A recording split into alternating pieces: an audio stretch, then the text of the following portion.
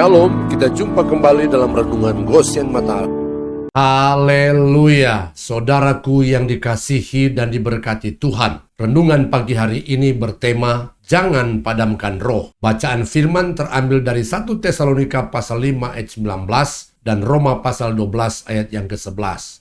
Demikian firman Tuhan. Janganlah padamkan roh, janganlah hendaknya kerajinanmu kendor, biarlah rohmu menyala-nyala dan layanilah Tuhan. Ayat yang sangat singkat tetapi sangat dalam dan sangat penting pengertian dan maknanya bagi kita anak-anak Allah. Pekerjaan Roh Kudus laksana api yang bisa kita kobarkan sehingga semakin menyala besar, atau sebaliknya bisa kita padamkan sehingga mati dan tidak lagi menyala. Roh Kuduslah yang memungkinkan roh kita menyala-nyala dalam pengiringan kita akan Tuhan, bahkan dalam kita melayani Tuhan. Ketika roh kita berkobar-kobar dalam pengiringan dan pelayanan kita akan Tuhan, maka tidak ada jarak yang terlalu jauh untuk ditempuh beribadah dan melayani. Tidak ada waktu yang menjadi sia-sia untuk digunakan. Tidak ada korban yang terlalu besar untuk dikorbankan. Tidak ada tugas yang terlalu berat untuk dikerjakan, dan sebagainya. Apabila roh kita menyala-nyala bagi Tuhan, kapanpun kita akan mampu berkata seperti Rasul Paulus berkata dalam Filipi 3 ayat 7 dan 8. Tetapi apa yang dahulu merupakan keuntungan bagiku,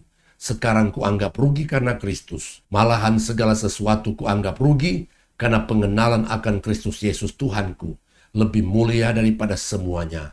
Oleh karena dialah aku telah melepaskan semuanya itu dan menganggapnya sampah supaya aku memperoleh Kristus. Banyak anak-anak Allah memulai membangun kerohaniannya dalam roh, sehingga hidupnya semakin hari semakin berkenan kepada Tuhan.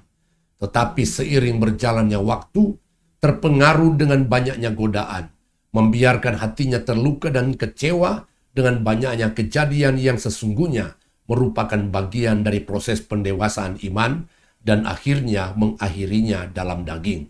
Galatia 3 ayat 3. Adakah kamu sebodoh itu? Kamu telah mulai dengan roh. Maukah kamu sekarang mengakhirinya di dalam daging? Saudaraku yang terkasih di dalam Yesus, dalam konteks pengembangan karunia Roh Kudus, khususnya nubuat dan penglihatan, terjadi banyak hal negatif yang menjadi alasan karunia Roh Kudus tidak lagi diluaskan beroperasi di dalam komunitas jemaat dan akhirnya mengarah kepada dipadamkannya Roh Kudus dalam pelayanan gereja yang membuat Roh Kudus pun berduka cita. Efesus pasal 4 ayat yang ke-30. Dan janganlah kamu mendukakan Roh Kudus Allah yang telah memeteraikan kamu menjelang hari penyelamatan. Amin. Tuhan Yesus memberkati.